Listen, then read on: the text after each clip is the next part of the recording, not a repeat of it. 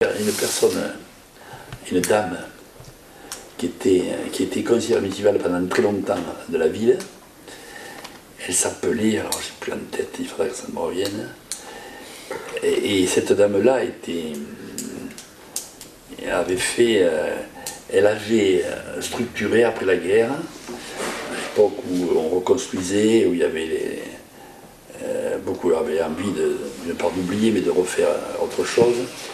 Et elle avait organisé ce qu'on appelle ici les enfants à la mer. Il y a une association pendant très longtemps qui date de plus de 50 ans peut-être plus, qui était les enfants à la mer. Et cette personne-là, elle organisait pour les enfants de la ville, effectivement, des séjours à la mer. Alors aujourd'hui, ça vous paraît une banalité affligeante, hein. Mais à l'époque, il y a 50 ans, on n'allait pas, il n'y avait pas de route, il n'y avait pas de bagnoles, il y avait des bagnoles, mais c'était pas comme si aujourd'hui, hein, il n'y avait pas des cars, donc c'était toute une histoire. Et elle était particulière, alors elle la supportait, mais elle était passionnée de chats. Elle avait plein de chats. Alors les gens étaient fous parce qu'ils étaient tiraillés entre le fait qu'ils avaient une grande estime pour cette dame, qui était quand même, elle aussi, un personnage de roman, et elle avait des chats qui cassaient qui rendaient fou tout le monde. Elle n'avait pas 2 chats, 3 chats, elle avait 50 chats. Elle en avait partout. Hein, voilà. Et voilà, elle s'appelait, alors ça va me revenir aussi, mais bon. Et elle a été conseillère, elle était même adjointe, je crois, longtemps, à la mairie, ici, à l'époque je pense que c'était à l'époque de Borel, enfin les grandes époques des grandes-mères de la ville. Hein. C'est qui Borel? Borel, c'est lui qui a été, c'est le fondateur de l'hôpital, Émile Borel. Hein. C'était un ancien ministre de la Marine, et c'était surtout un très grand mathématicien. Borel, le maire qui a été maire de Sainte-Afrique, député, ministre de la Marine d'ailleurs, était un mathématicien très érudit. Aujourd'hui, ce mathématicien, tu vois, quand tu vas jouer, les sondages par exemple, tu sais, les sondages, on sonde pour savoir si le président de ceci, le président de cela est en train de baisser, pas baisser, où on a aussi ce qu'on appelle des statistiques de jeu, c'est-à-dire pour savoir combien de tas de chances de gagner au loto, pas au loto. Hein. Mais lui, c'était le maître, c'est le fondateur de tout ce qui est les probabilités. C'est le maître des probabilités. C'est la référence mondiale des probabilités. C'est un très grand mathématicien. C'est un des plus grands mathématiciens de tous les temps. Enfin, ça fait partie de la grande école des mathématiciens en France. Parce qu'en France, on a de très très grands mathématiciens. Et Borel en était. Et la particularité, c'est qu'il y en avait un deuxième à Sainte-Afrique. Il y avait un microclimat pour les mathématiciens. L'autre s'appelait Sarus. Et Sarus était une sommité aussi. C'est-à-dire, c'est des gens qui auraient eu le prix Nobel à l'époque, ils auraient le prix Nobel de mathématiques. Hein. Donc, il y a eu une fois les 200 ans les 100 ans de Borel, etc. À la Maison de Mémoire, il y a eu une grande manifestation en l'honneur de Borel, où il y a eu tous les plus éminents scientifiques. Ça s'est passé il y a une trentaine d'années. Moi, j'étais à cette époque maire. Et est venu Langevin, puis il est venu la famille des Curie, tout ça, tous ces grands savants. Hein. Voilà, Borel, c'était... Et sa femme, à Borel, elle était écrivain. Elle s'appelait Camille Marbeau. Donc, c'est une grande écrivaine. Et elle a fait un peu de politique, elle aussi. Je crois qu'elle avait été conseillère générale de Cornus, du canton de Cornus à l'époque. C'est Borel, surtout, le personnage. Donc, on a donné le nom de Borel à l'hôpital, parce que c'est Borel qui a construit l'hôpital. Et si l'hôpital... maçon? Comment? Il était maçon? Ah, il n'était pas maçon, il était concepteur. Il était mathématicien. Il a été à la Regine. Moi, j'ai fait la piscine, je ne suis pas maçon. Hein. Donc, voilà. Donc, il a voulu un hôpital, il a voulu cet équipement, tu vois. Et donc, à l'époque, et si on regarde l'hôpital, alors vous n'avez pas peut-être ce regard-là, mais cet hôpital, il est particulier, très particulier dans son architecture. Il ressemble à des hôpitaux coloniaux. Quand vous regardez, quand on regarde l'architecture, c'est une architecture coloniale. Les toits, les appentis de vent, c'est un peu ce qu'on voit aujourd'hui. Vous allez en Guadeloupe, dans les Antilles, vous allez dans certains pays d'Afrique, il y a cette forme d'architecture. Et donc ça venait du fait que lui, il était ministre de la Marine, et donc il avait gardé ce souvenir de ces lieux où il avait probablement été, et qui étaient quand même des belles... En fait, tout le monde, c'est ce qu'on m'a dit. Moi, je ne suis pas un spécialiste de l'architecture, mais l'hôpital, cette construction, elle est marquée par ça, par un aspect colonial, en quelque sorte. Voilà. Elle est morte il n'y a pas longtemps. Ouais. Janine, c'était, comment dirais-je, la bonté incarnée. Voilà. Voilà. Elle était tout à fait particulière, comme on puisse dire. Mais c'était une maison ouverte. Là, il y avait tous les clochards, tous les gens rades, tous ceux qui allaient vivre là-bas, qui allaient consommer là-bas dans ce quartier. Et voilà, elle donnait tout. Ces personnes, alors elle a de la famille, elle avait des enfants.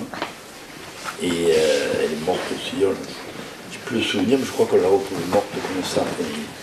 Dans son lit. Je pense, voilà, je pense, je ne sais pas exactement, mais je pense qu'elle a. Et cette dame était absolument. Quand tu ne pouvais pas manger, quand tu n'avais pas à manger, quand les gens n'avaient pas à manger, tu mangeais. Voilà. Il y a des gens qui l'ont bien connue ici, des gens beaucoup plus jeunes que moi qui ont connu Janine. Et elle était où? Elle habitait, En face du elle habitait là où elle est. Elle habitait en face de Tu l'as connu, Malik? En face de le lieu-dit. Là où il y avait historiquement le Progrès, l'ancien journal du Progrès, quand ils avaient la petite imprimerie, au plomb, pardon. À côté de Starker. Voilà, c'est particulier. À côté. Mais toutes les villes sont marquées un jour par des personnages comme ça, tout à fait particuliers. Alors, contemporaine de Sainte-Afrique, c'est la bataille de l'hôpital, voilà, c'est clair. Ça, c'est un soulèvement. Voilà. Donc ça, c'est après moi, l'aspect historique que j'ai pas vécu, ça je l'ai vécu en direct, puisque c'est moi qui l'ai organisé. Voilà. Mais ce moment était un moment magique. Voilà. C'était un moment où un moment où tout devait être perdu. C'était pas possible de gagner ce moment-là. Et en fait, ce moment, il a été gagné parce que la ville s'est totalement soulevée dans toute cette diversité. Ça a été énorme, énorme. D'ailleurs, il n'y a pas, à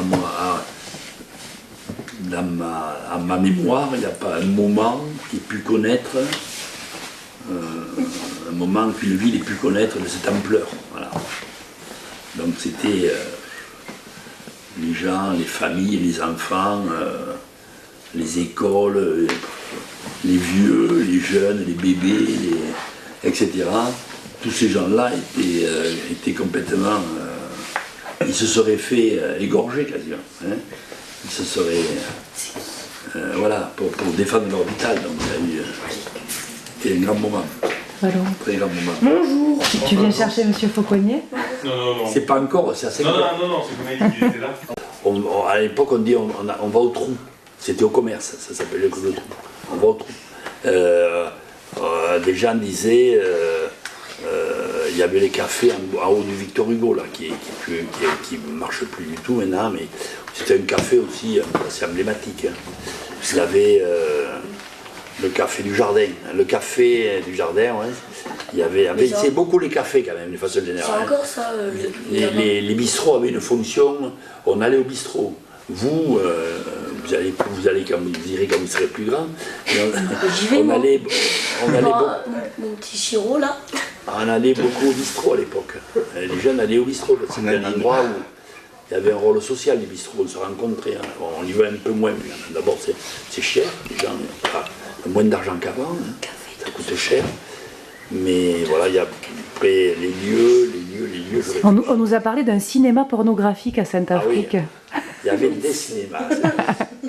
Il y avait les cinémas, il y avait le Rex, là où il y a les témoins de Jéhovah, là, dans la rue de Marat, hein, vous voyez. Là, c'était un cinéma, le Rex. Et puis il y avait le familial, là où il y a le familial, là où il y a le petit théâtre à l'italienne, que moi j'ai construit à l'époque, qui est la transformation du familial. Et dans ce cinéma, effectivement, c'était un cinéma particulier. C'était pas que ça, mais le patron du cinéma, il avait un petit penchant, voilà, il est curieux. Il vivait aussi avec une espèce de personne qui était une espèce de matrone, là, qui laissait penser à une espèce de, comment dirais-je, de façon sympathique, je le dis, une personne qui aurait géré les filles dans un certain temps, et encore comme on le faisait il y a 50 ans ou 100 ans, au début du siècle. Voilà. C'était un couple, mais Bertrand a dû vous en parler, parce que Bertrand, il le connaissait bien. Et alors les jeunes à l'époque, aujourd'hui, vous allez malheureusement sur ces putains d'outils là, hein, vous allez voir des trucs absolument détestables, des pornos qui est nul, hein, qui est absolument horrible. Là, on était plutôt dans des pornos raisonnables. C'était, il y avait, comment dirais-je, on pouvait considérer qu'il a dû faire l'initiation des garçons et des filles, hein, pendant très longtemps dans son cinéma. Hein, enfin, donc voilà. Mais c'était pas que ça quand même, il ne faut pas exagérer. Mais il avait un peu cette réputation des fois d'inclure dans la programmation des choses un peu hard. Mais il faut savoir qu'à l'époque, on disait des films pornographiques, hein, là-bas. Aujourd'hui, ce seraient des films interdits au moins de 10 ans. Voilà. Non, c'est